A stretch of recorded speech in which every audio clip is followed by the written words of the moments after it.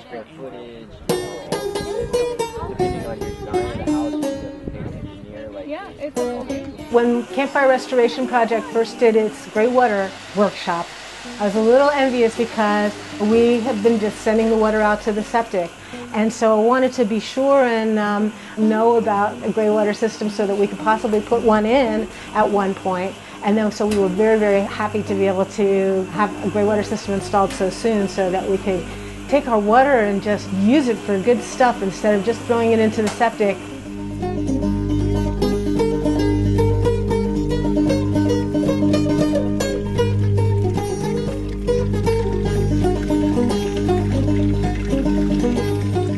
Now we can use it to water our landscape, not have to put good water on the plants that are out there. And in this period of time when we've had like 100-degree plus weather for the last 2-3 weeks now, we've had to water everything else on the property. But the trees that this GREYWATER system is going out to have not had to be watered, and they're still green and lush. And so it's doing a really good job. It's doing its work.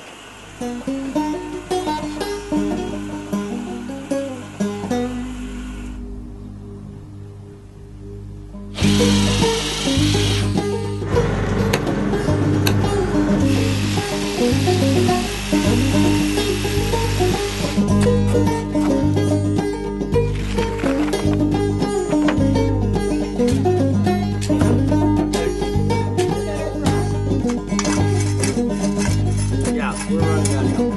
Don't say that. Plant those seeds when the rain fall down, dripping down your face, falling on the ground where the onions grow. Taters in the ground, color of the rainbow. Hey, oh, everybody go out to the garden, feed your soul. Hey, oh, everybody go out to the garden and feed your soul. Hey, oh, everybody go out to the garden and feed your soul. Hey, oh, everybody go out to the garden and feed your soul.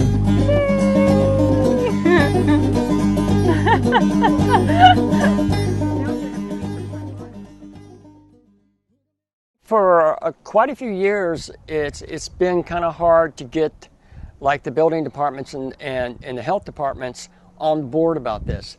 But laws have changed in California, so now you can do this. You can do simple and maybe a little bit more complex GREYWATER systems.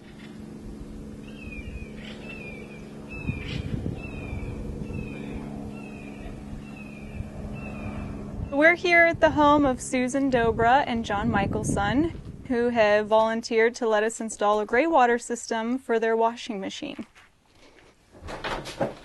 Hi, how are you? Janel. Hi, my name is Janel Luke. I'm here with the Campfire Restoration Project, and we're going to talk to you today about installing GREYWATER systems in Butte County, California.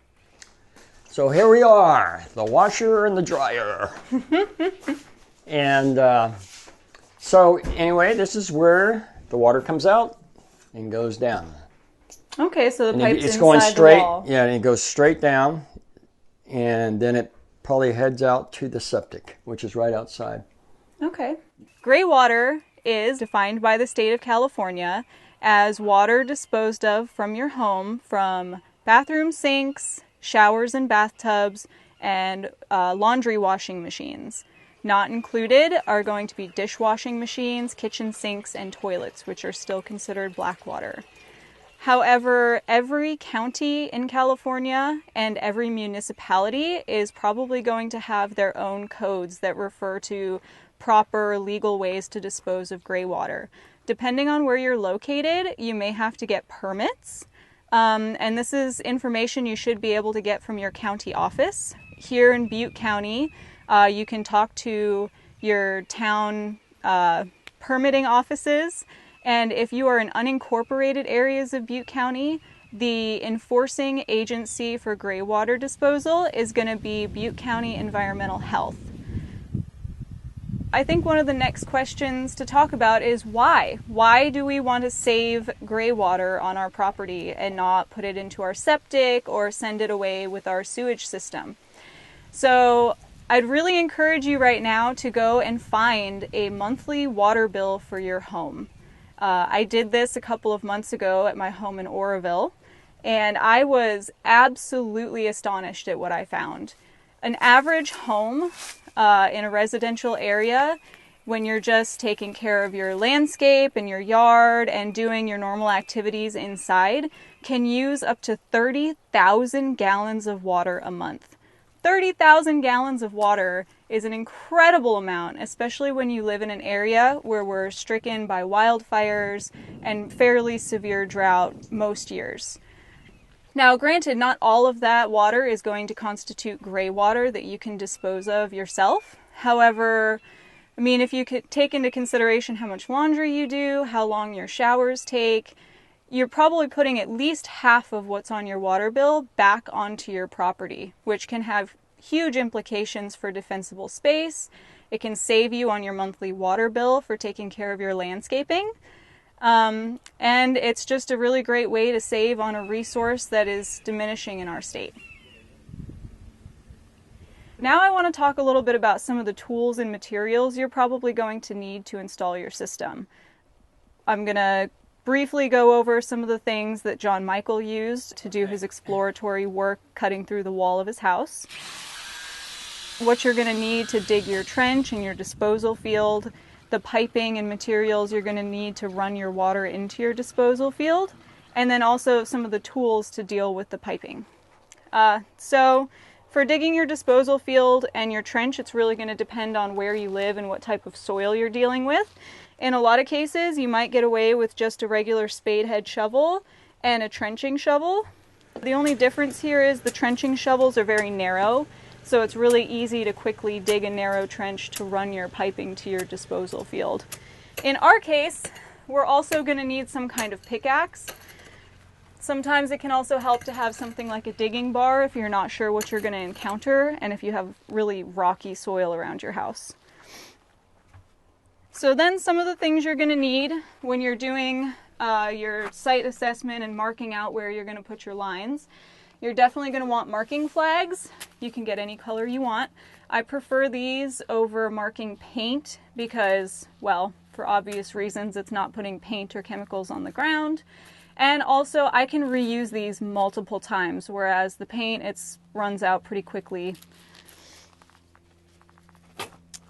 Another thing that's going to be really important is a level. You can get these in all sorts of sizes, made out of all sorts of different things.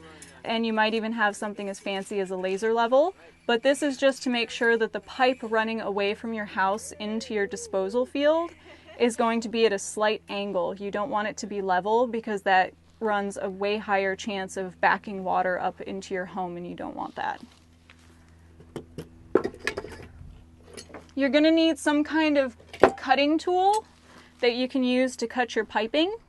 I have a couple examples here. There's a ratcheting tool that works really great for smaller piping. They do make these for larger piping. Make sure you get the right size based on what type of piping you're going to use. And you can also get little types of hand saws for PVC at most hardware stores. And if you have a whole lot of cutting to do, you might even want to go as far as using a power tool like a Sawzall. These are really fast and great, but definitely make sure you feel comfortable using power tools and know that you don't have to. This is a pretty expensive thing to buy just to cut a couple pieces of pipe. In the back here, I have a few of the tools that John Michael used to drill through the wall. Now, what type of tool and what type of bit or saw blade you use is really just going to depend on what type of wall material you have in your house. If you're not sure what to use, I would consult someone at your local hardware store. You can obviously get tools that have either cords or batteries. You're going to want to think about where your site is and where you're going to be doing the work to choose the right kind of tool. And these nice hole cutting drill bits are really great for making a nice clean hole in your wall that you can fit the pipe to, and you can get the right one for the right size of pipe. So these are some really basic tools. You're also going to want probably a tape measure of some kind. Make sure it's long enough that you can measure all of your setbacks, which we'll be talking about here very shortly when we do our flagging. So some of the materials you're going to need for installing your pipes for your gray water system. We're using 2-inch ABS pipe. ABS is the black pipe that you see. It's similar to PVC. The reason that we're using ABS and not white PVC pipe is because ABS designates wastewater in a home. All of your wastewater coming out of your home is going to be piped out in ABS. So that just means later on, if someone buys your property or if you have a rental property, if they're digging around in the yard, they're going to encounter this and immediately know that it's some kind of wastewater and that they're going to have to investigate where it's coming from. So if you have a really long distance to go, you might want to get a couple straight couplers. This is just to add two pieces of pipe together to make a longer length. You might need couplers that allow you to go in different directions.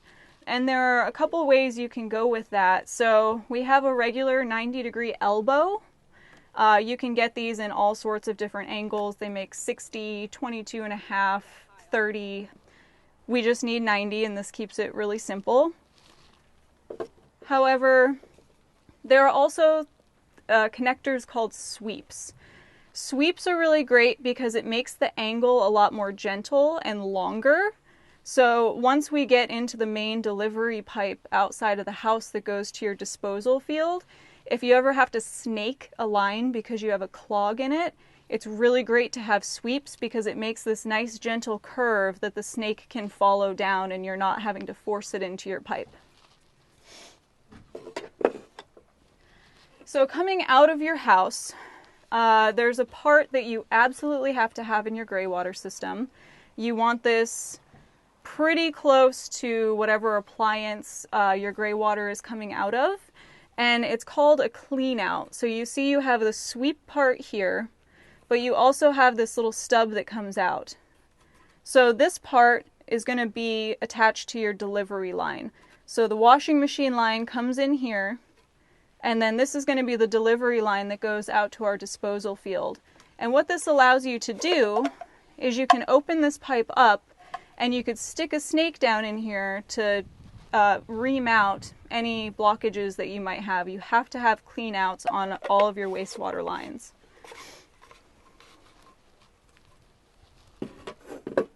So one more thing, since our system is really simple, these are pretty much all the components we're going to have. The washing machine already has a pump in it to move the water, so we don't have to do that. And the way the pipe sits into the ABS that runs out of the house, we have air space around those hoses, so we don't have to worry about suction and a siphoning effect. If you had a sealed system where your washing machine lines are all threaded together or glued together, and there's no open spaces, you're going to have to add in a part called an air gap vent. And all that does is allow airflow to follow the water down the pipes so that the seal doesn't create a siphon and suck water back into your washing machine. We don't have to have one of those on this system. And another part you might need to have that we don't need for this system that's really common in gray water systems is a three-way valve. So if you have sealed pipes running through your system, what the valve does is allows you to switch from one exit to another one. So you'll have your wastewater going out one pipe, and it'll come into a three-way valve. This way will go to your septic, this way will go out into your gray water disposal field, and it just has a little lever that allows you to switch where the water is going. If you do have to install something like that, you need to make sure that it's in a really accessible location. They will look for that in your plans, and if you have a permitted system, they will look for it upon inspection, and you have to be able to show that you can access that. Alternatively, you can get solenoid valves, which actually get wired into an electrical switch, and you flip the switch and it changes the direction of your water disposal flow. If you're going to install something like that, you need to consult an electrician. So our system is much more simple. We don't have to have any of those devices. So the final thing on your delivery line, so past the clean out, somewhere along your line, is you're going to want a check valve. So a check valve is just a one-way valve that allows water to flow one direction and not flow back the other. So if you can see, this one's for a non-pressurized system, and it just has a little flap inside the valve. So the water can flow this direction, and the flap just sits loosely, But if the water tries to flow back this way, it pushes the flap closed. And what this does is, should your disposal field ever completely flood, or should your yard ever flood and water starts coming back up the disposal pipe, this valve will close off and prevent it from coming back into your house. A couple more things here. For any threaded bits that you might have, like we have the threaded bit here on our clean out, you're going to want to use some kind of silicone tape. This is really fancy blue tape. It's just a little bit thicker, but you can get rolls of this at any hardware store. You're going to wrap it around the threads, and it just kind of creates a no-leak seal on any threaded parts.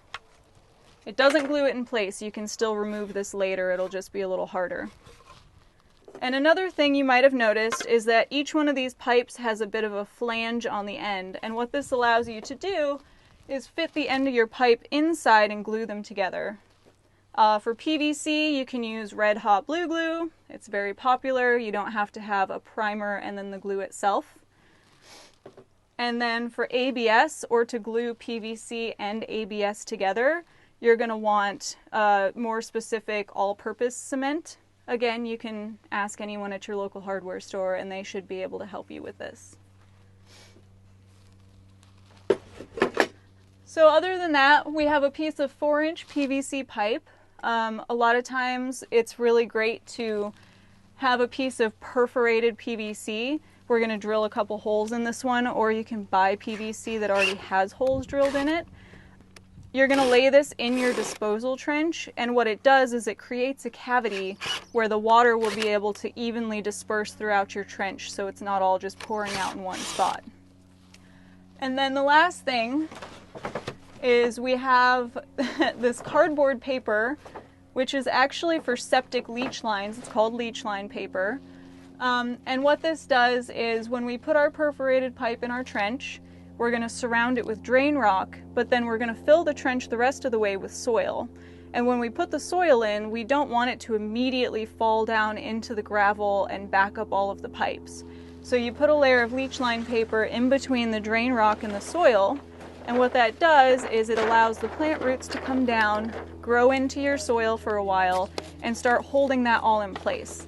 This will biodegrade. There are types of material that you can put in that do not biodegrade. I don't recommend it.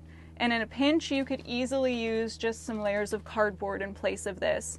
And eventually this will disintegrate, and then the plant roots will prevent the soil from going down into your drain rock and blocking up your pipes.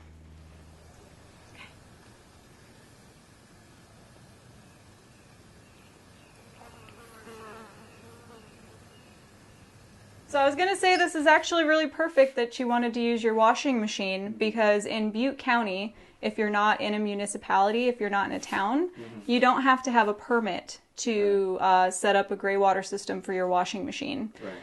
What the county really wants to see is that you have a plan for how you're going to switch it back to septic.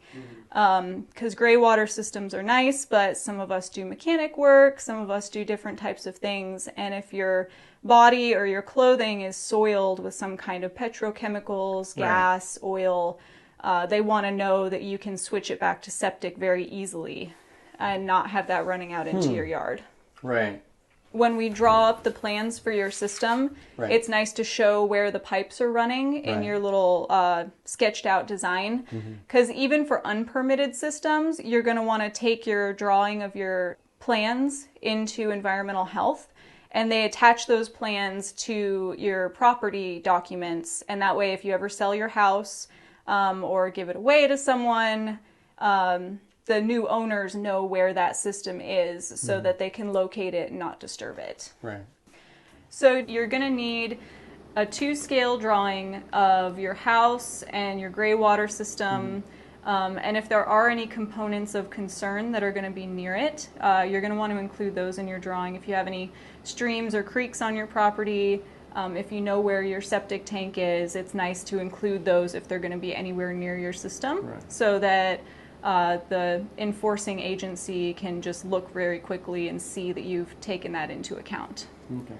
Our to scale drawing, you can get a scaled image of your house a lot of different places. Either you can go out and take the measurements yourself and then decide on your scale. You can go on Google Earth, and a lot of times you can zoom in enough to where you can just trace the lines of your house on a piece of paper and just take note of what scale it is on the computer. Here we just measured it because we spent a lot of time at the corner of your house, so it was easier to do it that way. So you need to know where your house is. You also always want to include which direction is north, so everyone can tell which way you're oriented. It just helps you be able to reference things very quickly. And you also need to include your scale so that they know what sizes you're working with and how to translate that when they're determining if your specs are appropriate. You're going to want to include some of those specific components that we talked about when we were talking about the parts for the system. If you have a three-way valve, you're probably going to want to note where that is so they know to check and make sure it's accessible when they come to inspect. You don't necessarily have to include the clean out, but maybe that's something you mention to them when they come so that they know that you included that. And then the check valve, you're definitely going to want to put where that is on the line so that they can go in and check and make sure you install that appropriately too. But other than that, as far as these site plans are concerned, it's really just geared towards your disposal field.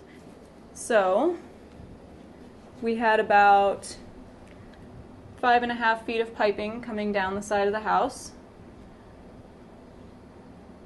And again, it's not absolutely necessary that they have all of your plumbing information, but this is also a great reference for you to have later on too, and to pass along with the property. So then we want to draw in our disposal field over here, and we have 7.5 feet.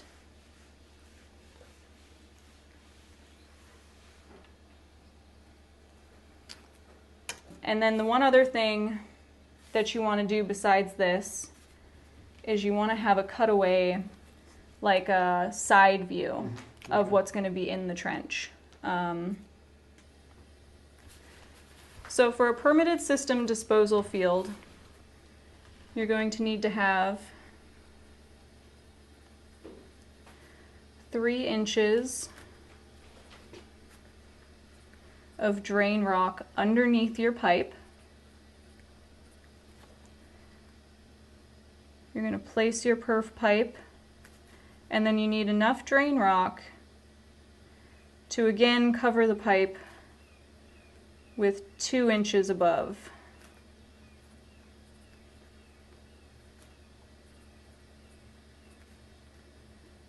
And then what we're going to have is that layer of Leechline paper that we talked about.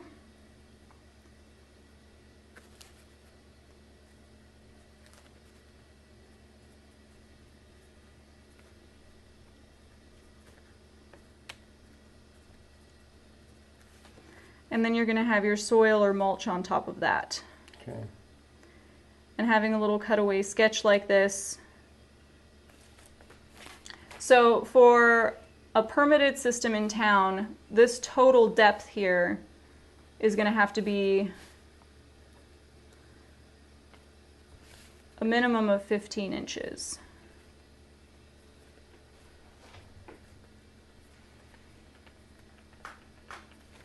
Because then you're going to have 10 inches of mulch or soil or whatever it is that you want to plant in on top of it. So 15 inches total. If this is a smaller pipe, you know, this is for a 4-inch piece of PVC.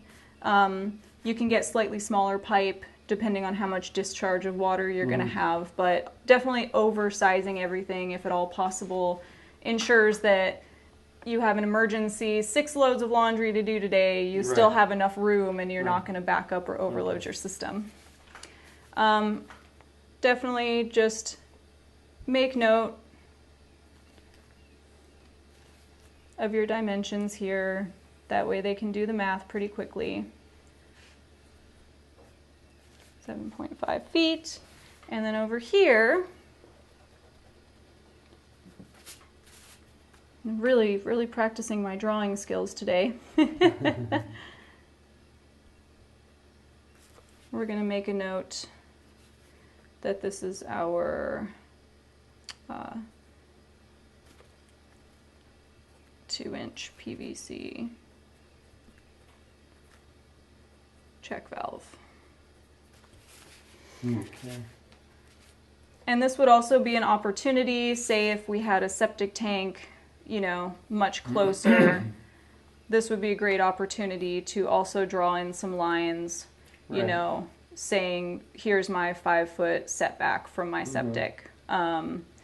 We don't have that, so we don't have to worry about it.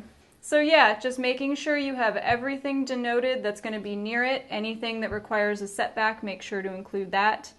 Make sure it's to scale. And then do your little side cutaway of your pipe in your trench. Okay.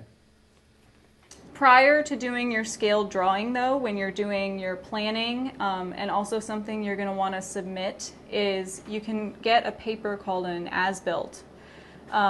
You should be able to just go into your local county office, their building department, and request it for your parcel number. And it just shows your house to scale and then where your septic tank and leach lines go. And what they want you to do is wherever your disposal field for your gray water system is, they want you to kind of sketch that into the as-built to scale, and then they'll include that in the plans. The as-built will show you the scale that they used and just follow what they already have going on it. And that's something you just resubmit to them just so it lives with the property documents and people can quickly reference that. You know, even if you live somewhere where you don't have to submit any of this to your county or state to be able to install a gray water system, it's good to have even just for your own records. Right. I'd highly recommend it. Yeah. Okay. So what about any other utilities that run through your yard, maybe gas or electrical lines? They're all on the other side of the house. Okay. And water runs in through the gable, so it's up in the attic. The power runs into the gable as well. Okay. Right up into the attic. All right, perfect. So everything's away. All right. And that's another resource that you can call if you're not sure if you live in town, or maybe any of the markers saying where your utilities run in your yard. You can dial 811. And the utility companies will actually come out to your property and mark where their lines run so that you can safely dig in your yard.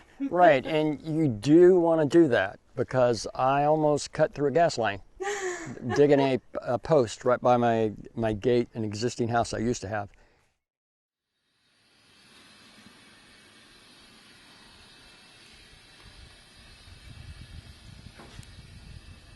So when you're going to drill through a wall to run a pipe out of your house, there are a couple things you want to consider as well.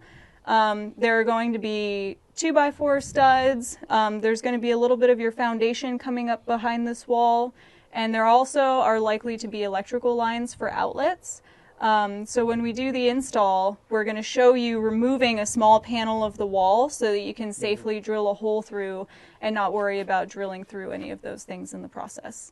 If you're not comfortable with light construction work like that, I highly recommend calling someone because it can be dangerous to just start drilling exploratory holes if you're not sure what you're going to encounter.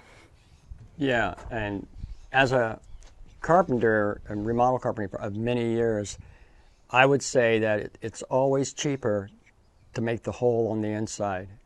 The outside is harder to put back together than the inside. The inside is just usually sheetrock and plaster. The outside is siding and trim work and all that kind of stuff. So, anyway. Okay, perfect. Okay, so first thing we're going to do is there's a piece of floor trim running across there. I need to cut through it about 12 inches, something like that, so I can get into this piece of plywood right here, or paneling. And then beyond that paneling is going to be sheetrock. Then we're going to run into 2x4. Then we're going to keep on going because we're going outside. This is going to be a pipe running up right beside here. Sounds like a plan. Okay, let's make noise.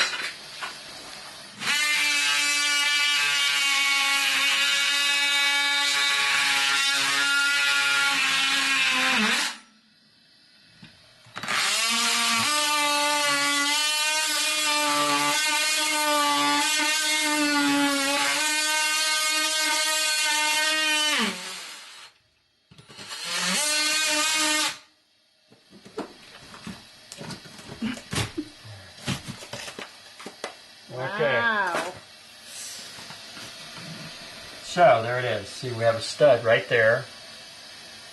I'm going to get a drill bit, and I'm going to go right into there and go out the other side. And then I'm going to go out there and see what I did. And here we go.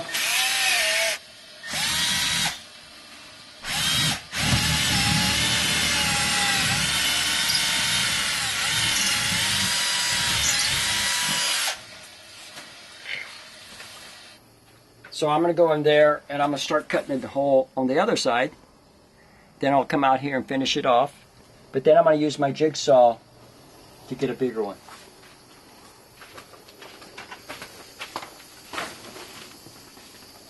So I got a bit on here and I'm going to go through.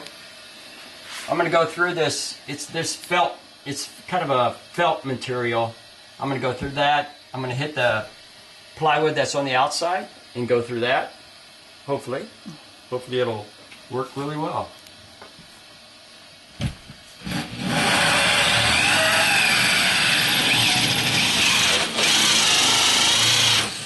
Okay, now I'm going to go on the outside. Okay.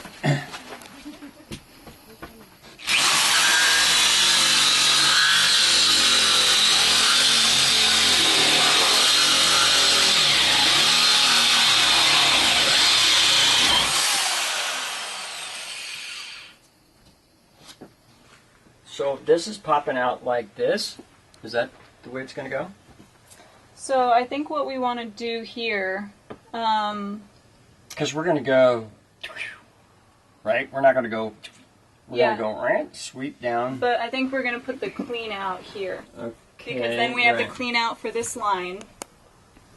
Okay. And then that'll come out and it'll still be up high enough that when you put your patio in, it won't be. So it seems to me that we want to go ahead, we'll drill this hole big enough so that this can actually go into the building. Okay. I mean, I'd like to get it as close as I can Mm-hmm. to, you know, this, as opposed to way out here. I mean, if we can get it in a little bit more, that would be cool. Yeah, absolutely. This is going to make it easier to cut.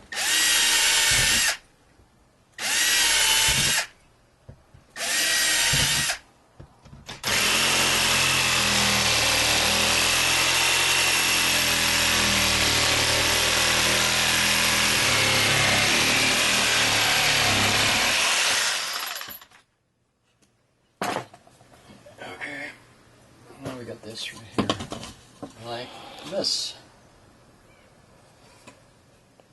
Okay. Now I think I'll get a little piece. Start putting everything together on the inside.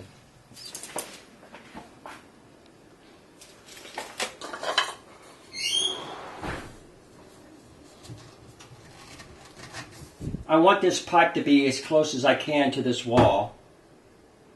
So that means I'll have to change the length of the other one, which is no big deal. None of this is glued in. And you never want to glue it in like this. If you don't know exactly what you're doing, you want to just stick it in dry. And then once you figured out everything, that's when you glue it. Okay.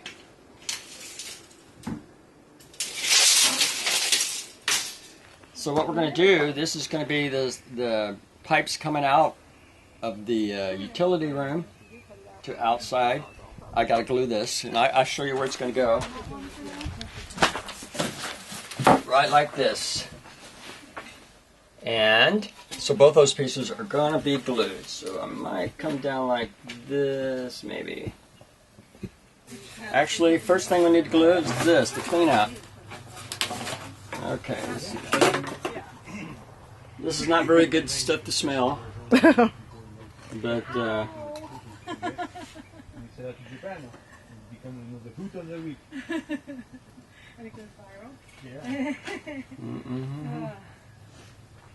and then you just squeeze it in like that. Wow, okay. It's in. Then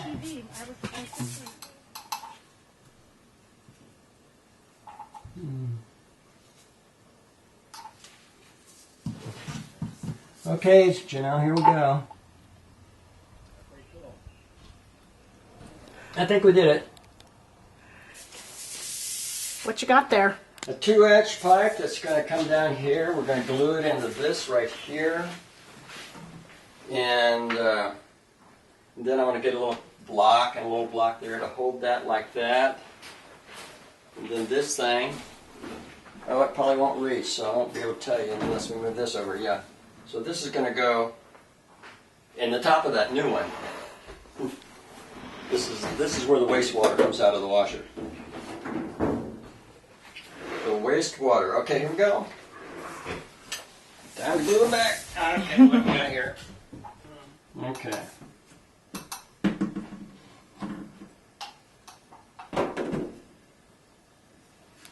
Come on. Oh, I love getting it on me.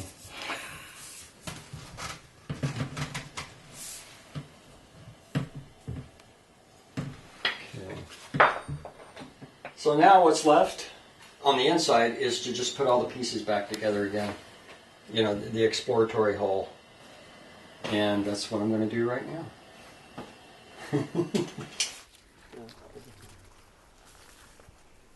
All right. So your trench is going to want to be, if you're doing a permitted system in town, they require at least 15 inches deep. No kidding. Yeah. For this system, since we don't technically fall under those same parameters in the county, 12 inches deep is usually recommended. Yeah, so from each corner we're going to come back about 7.5 feet.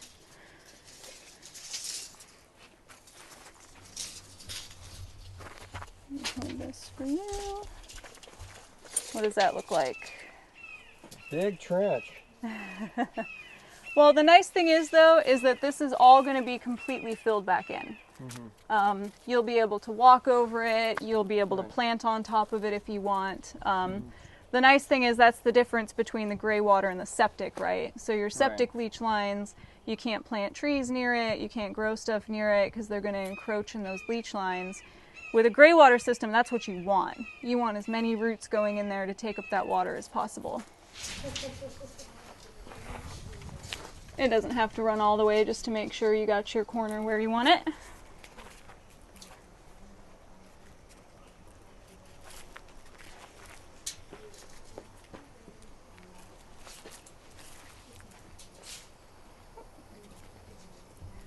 So this is just to make sure we have a nice straight line, so when we start trenching, we don't have to worry that our pipe isn't going to fit into the trench when we want to glue it and insert it. It's nice to do some kind of measuring where you can make sure that everything is going to fit together properly. Right.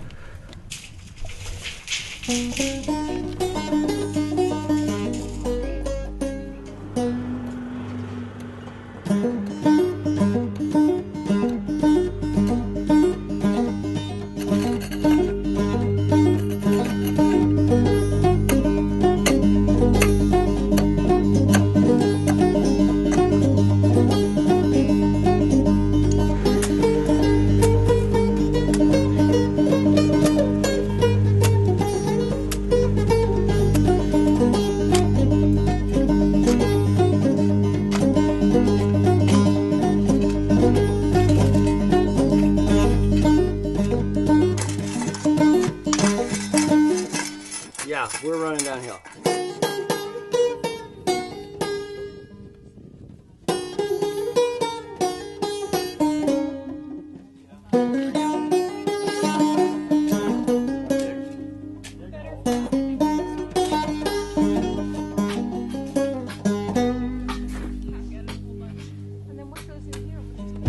Yeah, no, don't say that.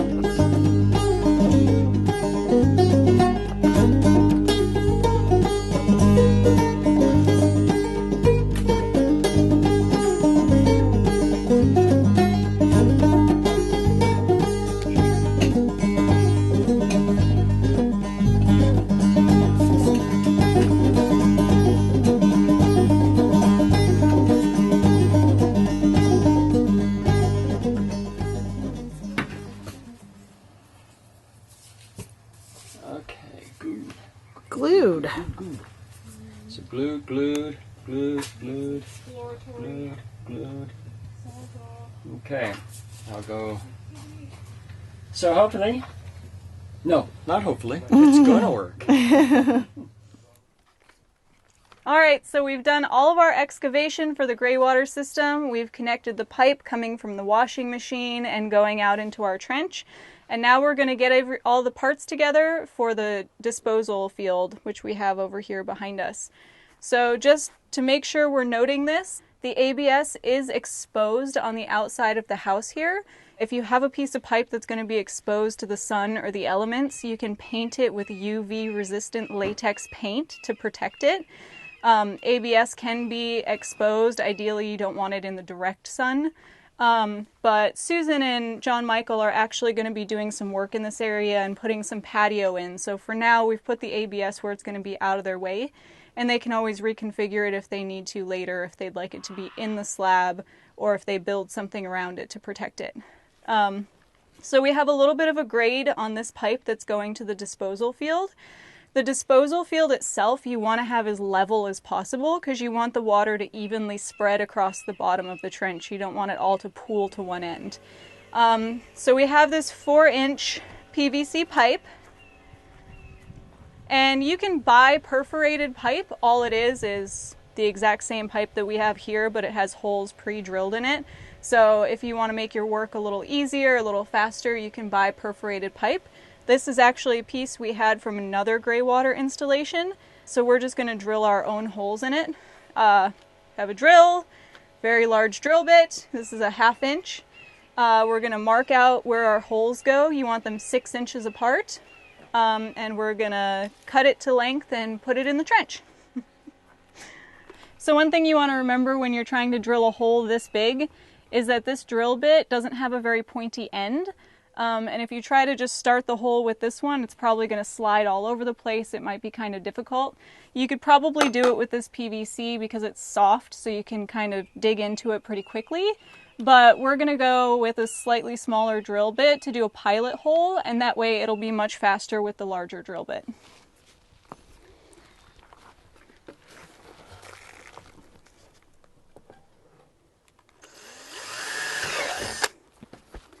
And you can see it's really soft, so this goes really quickly.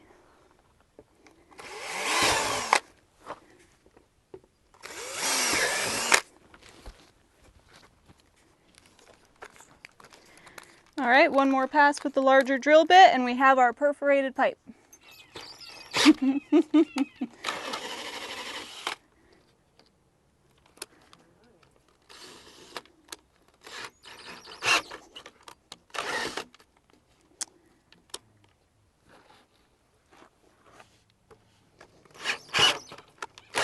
So what happens really often when you start to excavate fairly large areas in your yard is even if your utilities and everything have been marked, a lot of times you're going to encounter things you weren't expecting. In our area, big rocks are something you encounter frequently, and also big roots. Since we're putting this system in after the fact, there's already been some plants and trees put in place in the area we want to dispose of our water. And as you can see, we encountered a very large root from this mulberry tree over here. And after a little bit of exploration, rather than excavate this whole giant piece of root from this tree, we decided to just extend our trench this way a few inches to compensate for the space that we lost by leaving the root in the trench. Oh gosh, darn it. Do we have enough? So we're adding in our backflow check valve. We wanted to have it as close to the trench and the disposal field as possible. That way, if this ever needs to be snaked, you can get all the way to this. You do not want to stick a snake through this because when you try to pull it back, it's going to catch and it's just going to yank that shut and you're never going to get your snake back. So knowing where this is extremely important. And we want to put it back here so that the majority of this line can be snaked if need be. So this is going to go right about here, and we have this lovely little irrigation box that's going to go over top of it so that if anything ever happens, you don't have to dig up your whole line to be able to fix it. You can get these in all sorts of shapes and sizes. We just kind of wanted to minimize things that are going to be poking up out of the yard, so we got the smallest one we could. Always make sure you know which way the water's supposed to flow, because if you put this in backwards, you are going to immediately back up your line. So we can see the water will push it open this way. And then again, if water tries to flow back, it's going to shut this and seal it. And it helps, there's a flow line that's actually on the valve. So just double and triple check that before you glue anything. So this will fit on here like this.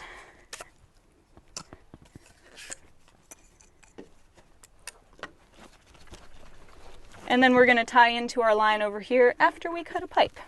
And then your irrigation box is going to sit down over top. You can bury it as deep as you want. Just make sure that you can get to this lid, because this is how you're going to open it up to be able to look in there. For this particular valve, there's not a lot to see. This is just going to hold space around it.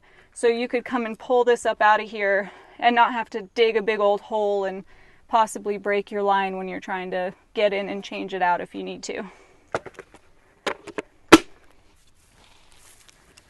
All right, we need to cut a pipe. We want to make sure we get the right length and don't cut it too long. So 6 feet 3 inches. To my happy dance. You don't get to see the happy dance. The world does not need to see the happy dance. I disagree. Yeah, the world needs to see happy dance. All right, this needs to be cut a little bit shorter to accommodate that coming in. So remember, when you're measuring for the height of where your fittings go in and the pipe that's going to go with that your pipes only go in this far. So for the length of your pipe, you want to make sure to add that extra, I think it's about a 1/2 inch, because they're not going to go in any farther than that, but you need that extra height or else you're going to be off. One more cut.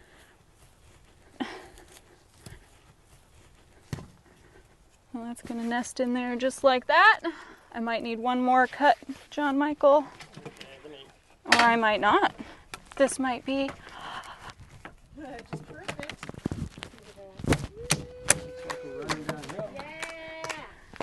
So before we do anything else, we're going to check level. Make sure we didn't mess anything up adding all these pieces in. Make sure it's not too far off. We're going to be putting some rocks in here just to hold space around the pipe, and then we'll put our Leechline paper on top. That'll keep the soil from coming in and just kind of packing in around the pipe until we can get some plant roots growing in here that are going to hold that all together. So we want to do a rock party. So you can use gravel if you want to. Just put down a really thin layer. This soil is already very gravelly and it's going to drain really well. So we're just going to put some slightly larger rocks around the pipe. It'll hold it in place. And really this will just give us a level surface for the Leechline paper. So if you're doing a permitted system in town, or if you're doing a system that requires some kind of inspection, they're probably not going to want you to use large rocks like this, but if you're doing a permitted system in town, you're going to want to get drain rock, which is about 2 to 3 inch sized rocks.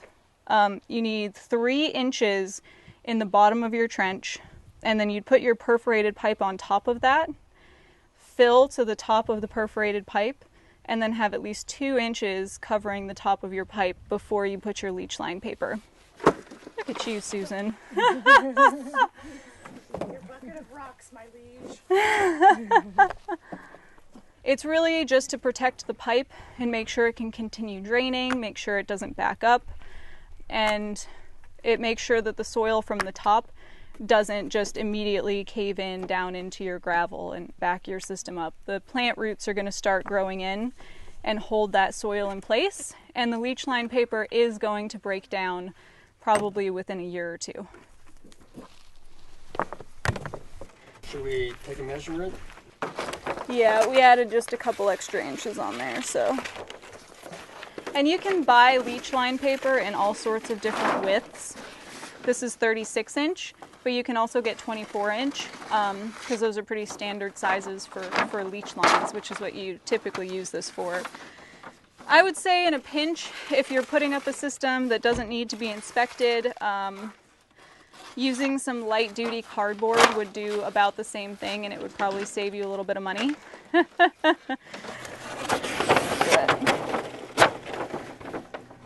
I'll cut a little slit to go around the pipe over here.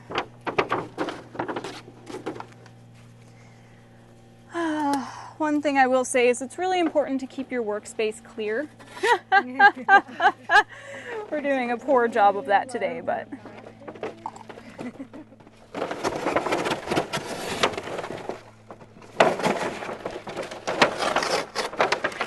Alright, I'm gonna just cut out a little... Come on. There we go. Cut out a little flap to go around the pipe.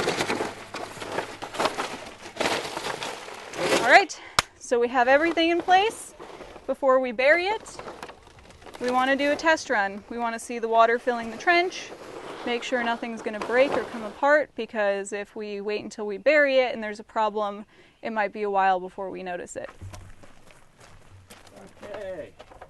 Try not to actually run gray water through your system the first time. Try to make sure it's clean water going through, so if there is a break, you're not getting exposed to any of that. How's that? If you can get a hose to do a test run of your system, it's probably a better idea. You have a little more control over a hose, whereas if you hit the rinse cycle on your washing machine and something crazy happens, you might not be able to turn it off as quickly.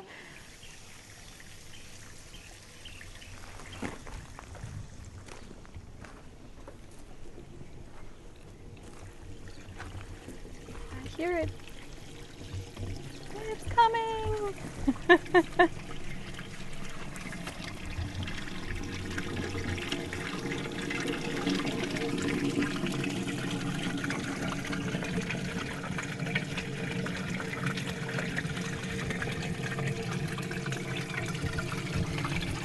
So you can see, since we kept the bottom of the trench really level, more of the water is going to come out the end of the pipe, but that's totally fine because it's all going to backflow because the bottom of the trench is level. So all this water is going to fill up nice and evenly, and that gives us a whole lot of surface area for it to soak in, so we don't have to worry about it overflowing our trench. Yay!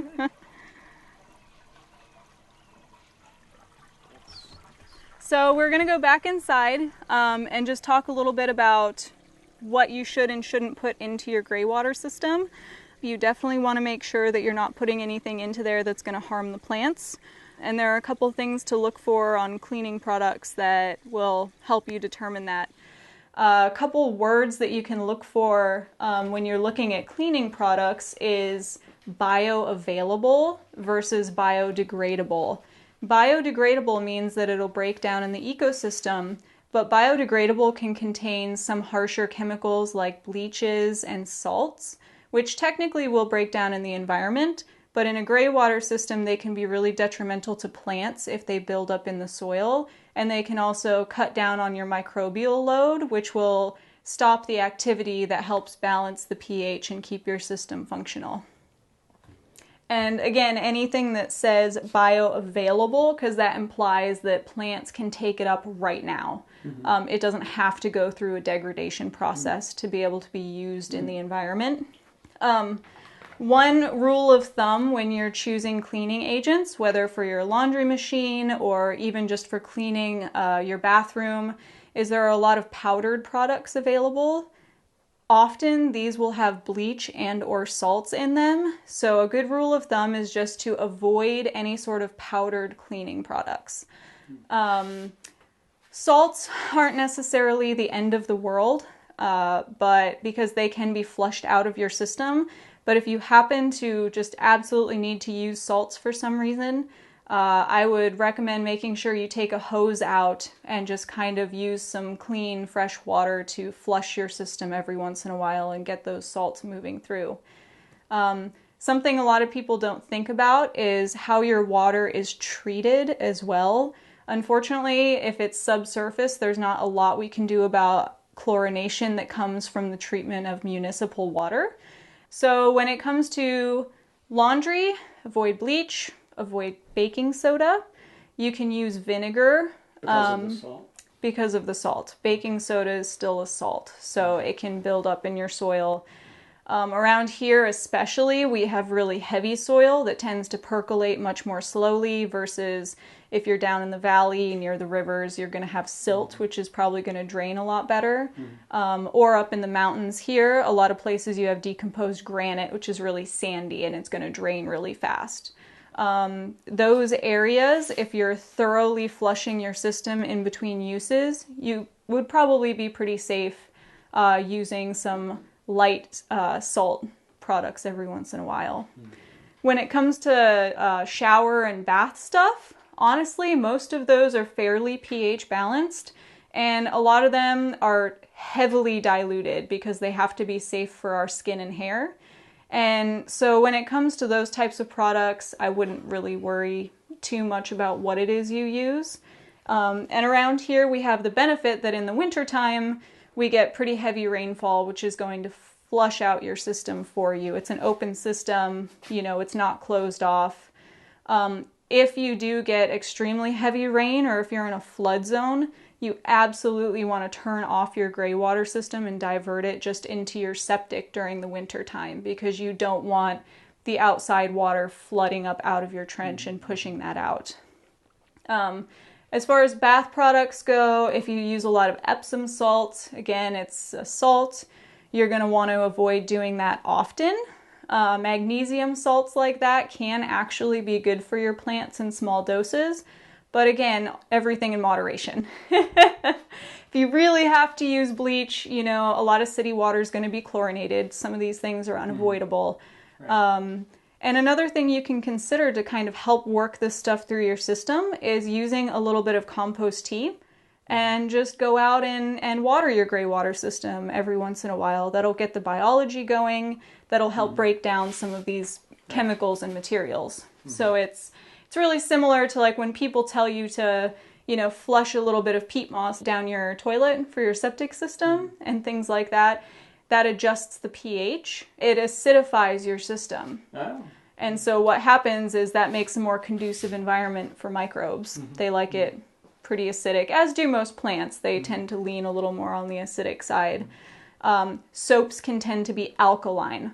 So if you do start to notice any discoloration in your plants, I'd suggest giving it a good flush, maybe adding some compost or worm castings or something to it to put some biology back in, and you should be fine.